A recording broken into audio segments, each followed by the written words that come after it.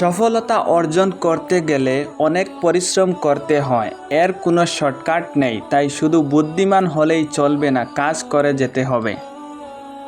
সফল হওয়ার আগ পর্যন্ত চেষ্টা চালিয়ে যেতে হবে। সফলতা আর ব্যর্থতা হলো জীবনের এক অবিচ্ছেদ্য অংশ। সব ভুলে কঠিন পরিশ্রম করে এগিয়ে যেতে হবে। গতকাল যা পরিশ্রম করেছেন তার থেকেও বেশি পরিশ্রম করতে হবে, কেননা সেটাই কেবল আপনার সাফল্য আনতে পারে। জীবনের সেরা শিক্ষাটা পাওয়ার জন্য কারো না কারো কাছে একবার টকে যাওয়াটা খুব দরকার। জীবনটাকে নতুন করে আবিষ্কার করার জন্য কখনো কখনো সব ছেড়ে ছুড়ে হারিয়ে যেতে হয়।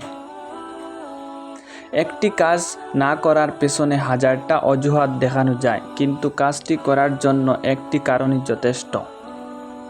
আমরা একবার ভাবি না যে কি করছি, করার পর ভাবি তখন আর কিছু করার নাই।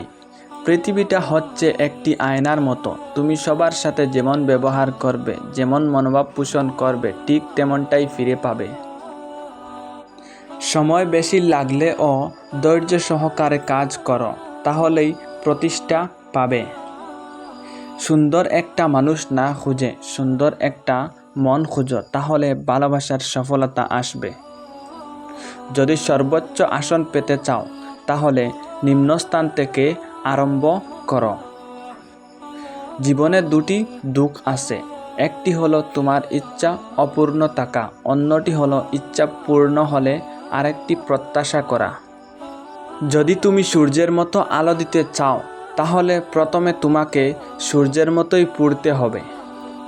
ওই ব্যক্তি প্রকৃত বুদ্ধিমান যে নিজে নত হয়ে অপরকে বড় ভাবে, আর সে ব্যক্তি নির্বুদ্ধ যে সর্বদাই নিজেকে বড় ভাবে।